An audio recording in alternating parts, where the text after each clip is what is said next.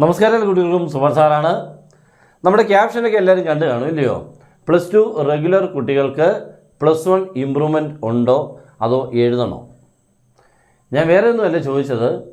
ഇപ്പോഴത്തെ +2 പഠിക്കുന്ന കുട്ടികൾക്ക് ഒത്തിരി പേർക്ക് 1, 2, 3 സബ്ജക്റ്റ് വരെ ഇമ്പ്രൂവ് ചെയ്യാനുണ്ടെന്നുള്ള കാര്യം എല്ലാവർക്കും അറിയാം. ഓരോരുത്തർക്കും ഉണ്ടാവും.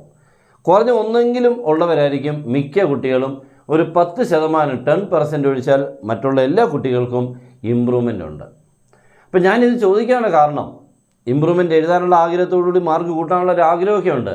അപ്പോൾ ഞാൻ ക്യാപ്ഷൻ ഇട്ടേക്കുന്ന ഇമ്പ്രൂവ്മെൻ്റ് ഉണ്ടോ എന്ന് തോന്നിപ്പോകുന്ന രീതിയിൽ കൂടെയാണ് പഠിത്തം. അതാ എന്ന് പറഞ്ഞാൽ ഇമ്പ്രൂവ്മെൻ്റ് എക്സാമൊന്നും ഇനി ഒന്നുമില്ല, അതിനെക്കുറിച്ചൊന്നും പഠിക്കാനില്ല എന്നുള്ള രീതിയിൽ കൂടെയാണ് ഇപ്പോഴത്തെ കുട്ടികളുടെ മട്ടും ഭാവമൊക്കെ. എന്ന് പറഞ്ഞാൽ അവരുടെ ആക്ടിവിറ്റീസ് കണ്ടു കഴിഞ്ഞാൽ അവരിനിയും +2 റെഗുലറിന് എഴുതാൻ പോകുന്നു. അന്നേരമൊക്കെ എന്തെങ്കിലുമൊക്കെ പഠിക്കാം. +1 ഇമ്പ്രൂവ്മെൻ്റ് എന്നുള്ള കാര്യമേ അവർ ശ്രദ്ധിക്കുന്നില്ല. പക്ഷെ എനിക്ക് തോന്നുന്നു ഇതിന് നല്ലത് നേരത്തെ കാലങ്ങളിലുള്ള പോലെ ആ സെപ്റ്റംബർ മാസത്തിൽ +1 ഇമ്പ്രൂവ്മെൻറ്റ് നടത്തിയായിരുന്നെങ്കിൽ കുട്ടികൾ ഇത്തിലൂടെയൊക്കെ നല്ല രീതിയിൽ കൂടെ പഠിച്ചതിനൊരു മാർക്ക് സ്കോർ ചെയ്യാനുള്ളൊരു അവസരമാണ് ഇപ്പോൾ നഷ്ടപ്പെട്ടു പോയത്. ഇപ്പോൾ വരാൻ പോകുന്നത് +2 റെഗുലർ എക്സാമിന് കൂടെ +1 ഇമ്പ്രൂവ്മെൻ്റ് എഴുതുമ്പോൾ നിങ്ങൾ എങ്ങനെ പഠിച്ചിട്ട് ആ സമയത്ത് എങ്ങനെ പഠിച്ചിട്ട് എഴുതാൻ, എന്ത് മാർക്ക് കിട്ടാൻ, എന്ത് മാർക്ക് കൂട്ടാൻ തന്നെയാണ്. ഒരു വർഷം കൊണ്ട് നിങ്ങൾ അന്ന് പഠിച്ച് പരീക്ഷ എഴുതിയതിനേക്കാളും എന്ത് കൂട്ടാൻ ഈ 10-15 ദിവസം കൊണ്ട് എന്തെങ്കിലും ഒന്ന് പഠിച്ചിട്ട് കിട്ടാൻ? ഒന്നുമില്ല, ഒന്നും കൂടാൻ സാധ്യതയില്ല. ഇനി അവർ എന്തെങ്കിലും പ്രത്യേകിച്ച് കൺസെഷൻ തന്നോ ഇല്ലെങ്കിൽ ലിബറൽ ആക്കിയെങ്കിൽ മാത്രമേ ഇതിനൊരു റിസൾട്ട് കഴിഞ്ഞ വർഷം നിങ്ങൾ എഴുതിയതിനേക്കാളും കൂടുതലുണ്ടാകാനുള്ള സാധ്യതയുള്ളൂ. എന്തായാലും എക്സാമിന് എനിക്ക് തോന്നുന്നില്ല ഒത്തിരി താഴോട്ട് ലെവൽ പോവില്ല. എക്സാം കട്ടയ്ക്ക് നിൽക്കും ആ ലെവലിൽ. എന്ന് പറഞ്ഞാൽ ആ ടഫ് എന്നുള്ള നിങ്ങൾക്ക് തോന്നുമെങ്കിൽ ആ ലെവലിൽ തന്നെയായിരിക്കും എക്സാം വരുന്നത്. ഒട്ടുമേ താഴോട്ട് പോകാനുള്ള സാധ്യതയില്ല. അപ്പോൾ എനിക്ക് പറയാൻ ഇത്രയേ ഉള്ളൂ, നിങ്ങൾ ഇമ്പ്രൂവ്മെൻ്റ് എക്സാം ഒരു സബ്ജക്റ്റ് ആണെങ്കിലും 3 ആണെങ്കിലും പഠിച്ച് തുടങ്ങേണ്ട സമയം ഇപ്പോഴായി.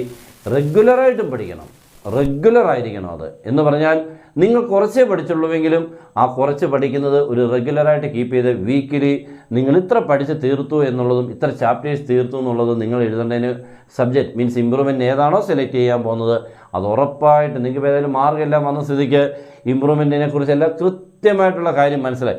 എന്നിട്ടും അതിനെക്കുറിച്ച് ചിന്തിക്കാതെ ഞാൻ പല കുട്ടികളോട് ചോദിക്കുന്നുണ്ട്, ഇമ്പ്രൂവ്മെൻറ്റ് എക്സാമൊക്കെ എഴുതുന്നുണ്ട്? ഉണ്ട് സാർ. പഠിച്ചു തുടങ്ങിയോ? ഇല്ല സാർ. ഇതാ പറയുന്നത്. ഇനി എപ്പോൾ പഠിക്കാനാ? അന്നേരമൊക്കെ എന്തെങ്കിലുമൊക്കെ പഠിക്കാം. അത് അന്നേരം എന്തെങ്കിലും പഠിക്കാം. എന്തെങ്കിലും പഠിച്ചാൽ എന്തെങ്കിലും വല്ലേ കിട്ടത്തുള്ളൂ. അപ്പോൾ ആ രീതി കൂടെ ആവാതെ നിങ്ങൾ ഇപ്പോഴേ ഒന്ന് റെഗുലറായിട്ട് പഠിച്ചു പോയാൽ ആ ഇമ്പ്രൂവ്മെൻ്റ് എക്സാമിന് ഇമ്പ്രൂവ്മെൻ്റ് ഉണ്ടാവും. ഓക്കെ, ഇല്ലെങ്കിൽ താഴോട്ടേ പോകാൻ സാധ്യതയുള്ളൂ.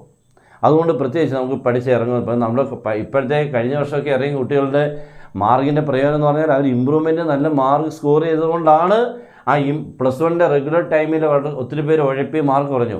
ഇമ്പ്രൂവ്മെൻറ്റിന് ഒരുവിധം ഇമ്പ്രൂവ്മെൻറ്റ് ഉണ്ടാക്കിയത് കൊണ്ടാണ് പെർസെൻറ്റേജ് ഒരുവിധം മുന്നിൽ നിന്ന്.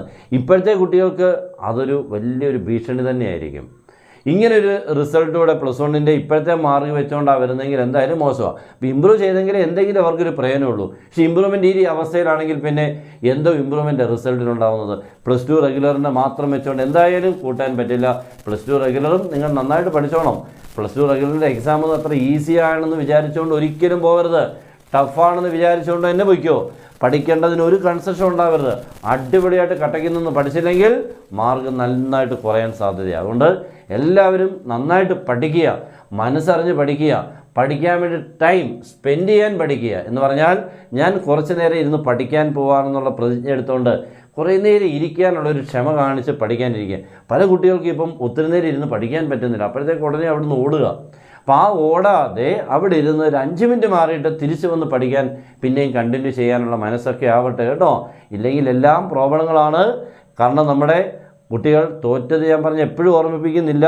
ഒത്തിരി കുട്ടികളാണ് എല്ലാ വർഷവും ഇപ്പോൾ തോറ്റുകൊണ്ടിരിക്കുന്നത്. നമ്മളപ്പോൾ എളുപ്പമാണ് ആ സംഭവമൊക്കെ സംഭവിക്കാൻ. തിരിച്ച് പിന്നെ വരാൻ വളരെ പാടുമാണ്. അതുകൊണ്ട് ഒന്നും മോശമായിട്ട് സംഭവിക്കാതെ എല്ലാവരും നല്ല രീതിയിൽ കൂടെ മാർക്ക് വാങ്ങാനുള്ള രീതിയിൽ കൂടെ പഠിച്ചു തുടങ്ങുക.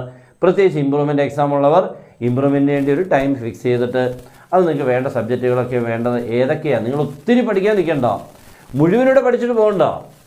മാർക്ക് സ്കോർ ചെയ്യാനുള്ള രീതിയിൽ കൂടെ സെലക്ട് ചെയ്ത് ആദ്യം കൊണ്ട് പഠിച്ചു തുടങ്ങുക.